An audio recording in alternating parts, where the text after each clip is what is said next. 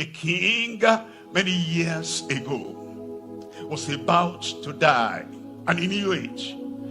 And those days, the king used to have somebody that they appointed to amuse him, to make him happy, to tell him stories, almost to play the comedian before him. And every time to cheer him up, he will ask, is the fool there? They used to call him a fool because he used to say some foolish things that the king would just laugh and laugh. And so, is the fool there? And they said, yes, and fool come. And the fool came. That's his title. And the king said, I'm about to go, about to leave. And so I want you to go around the country and go and find somebody more foolish than yourself, the greatest fool in the land. Go get him. Before I die, I will offer him this staff. And the fool went all around the nation, every corner, every community, every local government, everywhere. And then he came back. And the king said, have you found somebody more of a fool than yourself? And he said, no, really. But I can tell you somebody who is a greater fool than myself. And so the king said, tell me, I want to hear. And the fool said, Your Majesty, Honorable, you're going on a long journey. Yes. When you go to this long journey, you will not come back here. Yes. And the fool said to the king, have you prepared for that journey? And the king thought and said, no, not really. And the fool said, get the staff. You are the greatest fool that I've seen in the land. You're going for a long journey. When we go for a short journey, a brief journey, we're prepared. And you are here, you tell me you are going on this long journey and you have not prepared. What's the fool telling us? Even a fool telling us that if we don't prepare for the future, that we are the greatest fool. The woman wants to prepare a good meal, and so she looks at the future at the table. When all the members of the family will gather together, what will I cook, what will I prepare, and what will I dress for the family? The future. And the woman, the wife, the mother goes to prepare. We always prepare for the future. A child is going to take an exam, and he knows that the exam is going to take place in 2 or 3 days, or 2 or 3 weeks, or 2 or 3 months. He prepares. If he is not preparing, that's the greatest fool in college. A person is preparing for a profession, and he says, I want to be this in the future. I will say, how are you preparing? He has no preparation. He's not thinking of the future. That's the greatest fool in our community. A person is preparing for old age. When I get older, I'm going to be this. I'm going to rest. I'm going to retire. And I'm going to live on what I've already provided. And the person, look at them there, is not preparing for that time. The greatest fool in our place. A person says, I know there is heaven. I know that heaven is there, and to get there, this is what it requires. The only one that can take me there is Jesus Christ, who says, I go to prepare a place for you. And the fellow is not preparing for the heavenly future. That's the greatest fool on earth. Whatever we have, education, we have, money, we have, whatever. But we're not preparing for the future.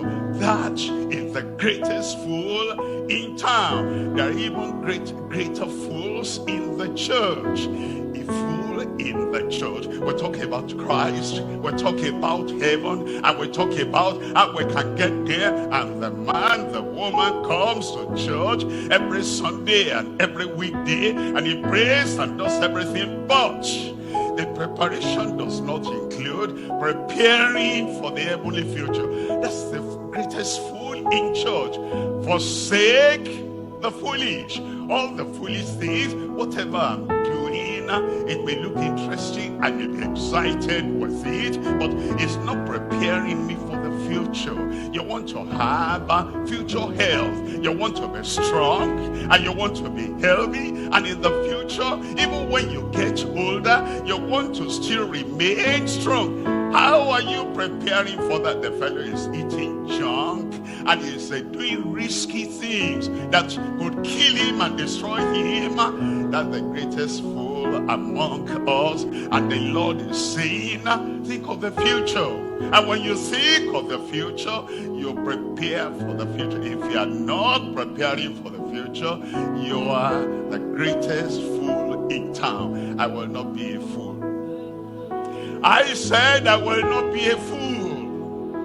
You know, somebody who goes to college and, you know, you spent 3 years, 4 years, 5 years, 7 years in college, and the final exam that will determine the result of all those 4, 5 years, 7 years in college is coming the following week. Then in the, you know, just a week to the exam, he's still going to the night club, he's still surfing the internet, he's still looking at all those things that will not contribute anything to the result of the final exam.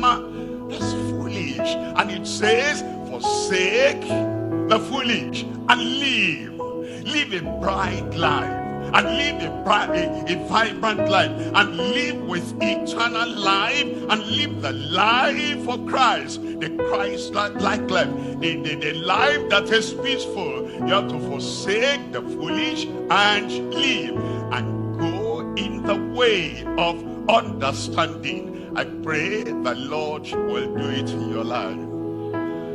In my life, I will forsake the foolish. I need to call myself to attention. Now, I say, and I'm talking about you, I'm going to do this next week. I'm going to do this next month. I'm going to do that next year. I must have a goal. If I don't have a goal, am I wise or foolish? I'm going to become this in life in a decade, in 10 years' time, because you need to have a yearly goal, a 5-year goal, a 10-year goal, and you need to look at the future. And this is my goal for 1 year, 2 years, 5 years, 10 years. And if that is where I want to be, I imagine myself already there. Then I walk backwards and I say, what do I need to do so that I will get there in 10 years? Understand? If you're 20 now, in 10 years, you're 30. If you're 35 now, in 10 years, you're 45. You don't wait until when your vehicle gets there in 10 years' time. I'm here now. What am I supposed to do here? You should have thought about that 10 years ago. And that is the future.